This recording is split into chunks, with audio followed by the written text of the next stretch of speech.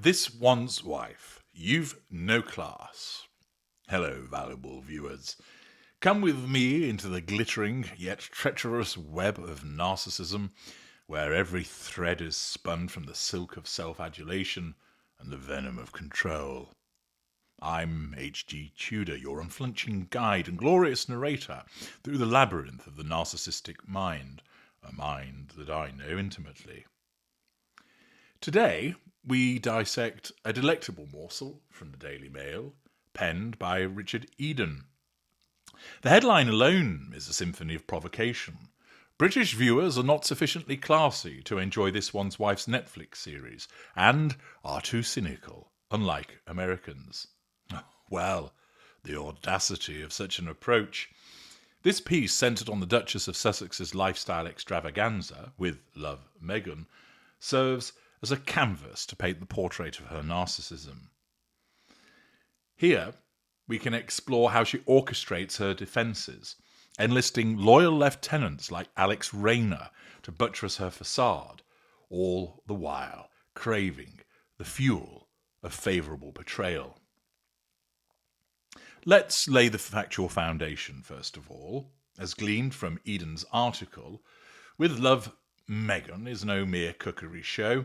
It's a glossy paean to the Monty Shit Show lifestyle, filmed in the rented property, a veritable palace of excess.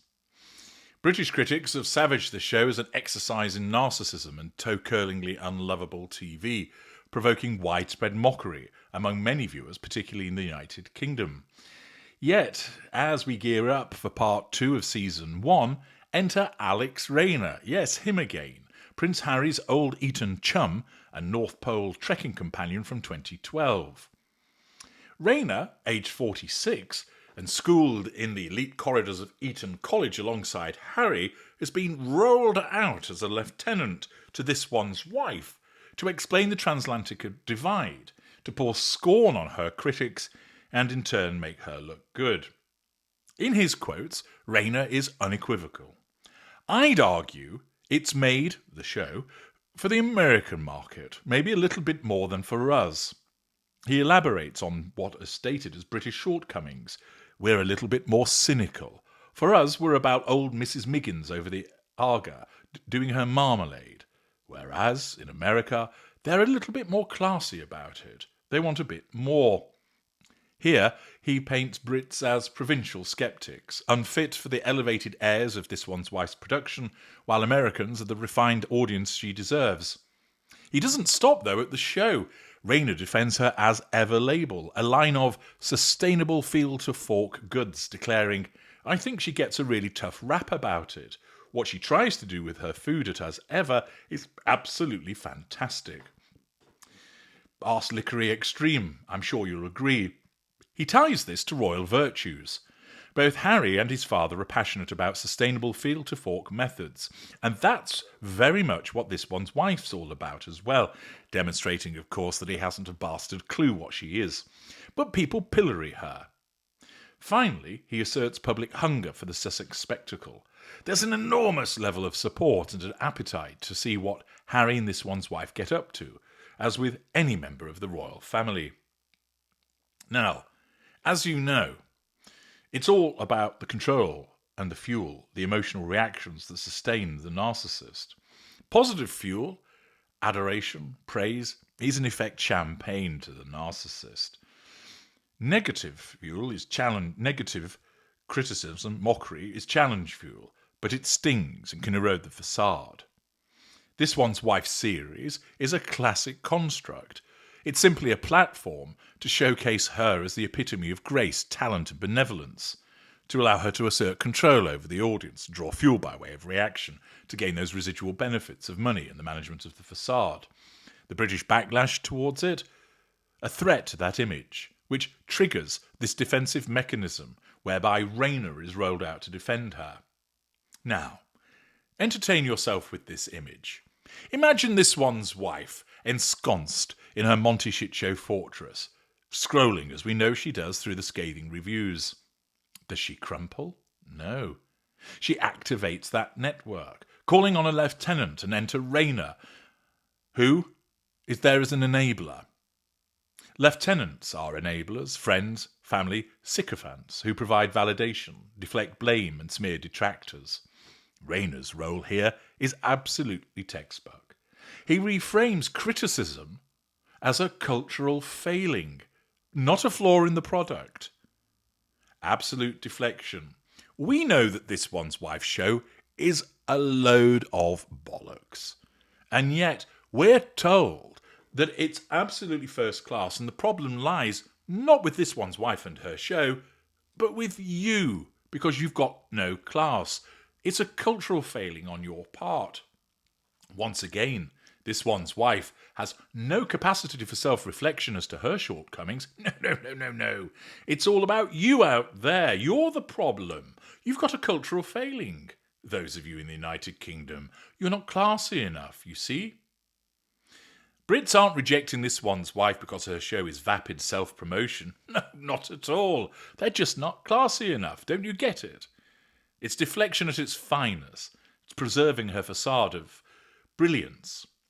By contrasting cynical Brits with classy Americans, Raina implies that This One's Wife's true audience is the discerning elite, aligning her with aspirational glamour while dismissing the naysayers as plebs. But let's delve deeper into how Raina operates. His intervention isn't spontaneous, it's orchestrated. Narcissists such as This One's Wife surround themselves with a coterie that can be deployed at will, and amongst them are lieutenants. Raina, with his Eton pedigree and his royal adjacent status, is sought out to lend credibility. He's not just any defender, he's Harry's old pal, evoking nostalgia for the prince's pre-Megxit days. This bolsters the narrative that Harry and This One's Wife are still royal in essence, deserving of intrigue and support. Raina's praise for As Ever ties This One's Wife to Harry's and King Charles's environmental passions, character trait acquisition, and also a subtle triangulation, using familial bonds to legitimise her ventures and garner sympathy. People pillory her, he laments, doling out a pity play on her behalf and casting critics as unfair bullies, which flips the script once again. This One's Wife becomes the victim, fueling her with righteous indignation while smearing the opposition. Emphasising This One's Wife's insatiable need to be portrayed favourably, this shows the core of her narcissism. Fuel must flow positively, or the inner void howls. We saw it in her Oprah interview, the Spotify fallout, the endless PR salvos, each a bid for adoration. People are mere tools in this quest.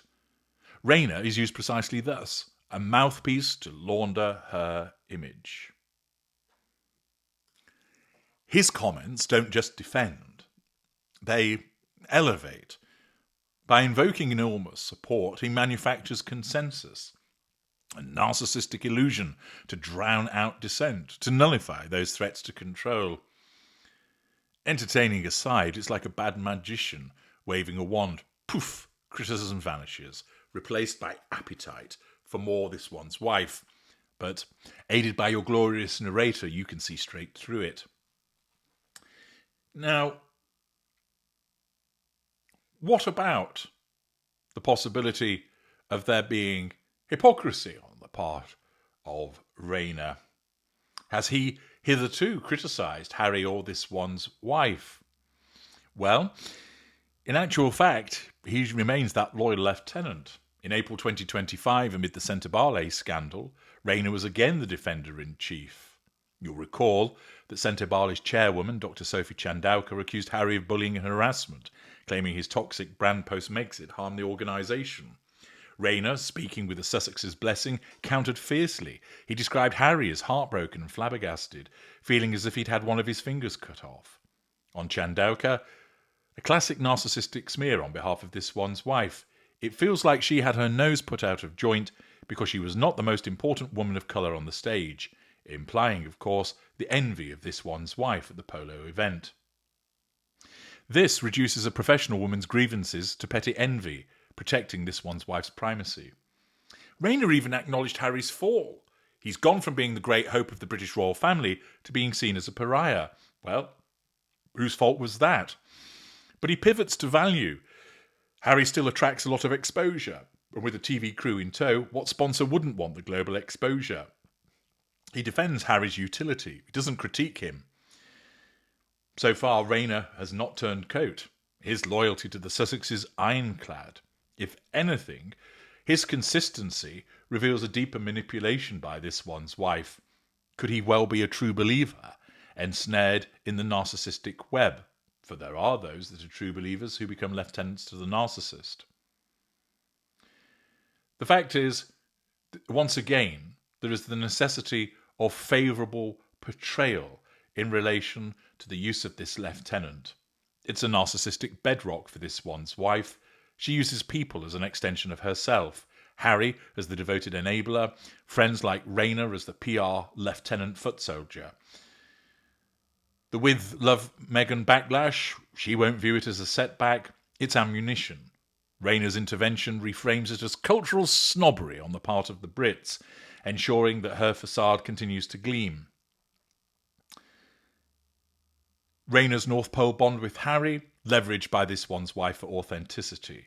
His Eton ties, class cachet to counter those unclassy Brits. The article illuminates this one's wife's narcissistic playbook again. Craft an image that she maintains is perfect, and then when it comes under threat, deploy lieutenants like Raina to deflect barbs and maintain the insistence on adoration. Raina's certainly a model of manipulated fidelity to the Sussex, but to claim that Brits are too cynical, well, perhaps, but cynicism could well be the antidote to the illusory charm of the narcissist. Accordingly, once again we see an instance of this one's wife needing to call upon a lieutenant to defend her in the face of criticism. I'm H.G. Tudor. Thank you for listening.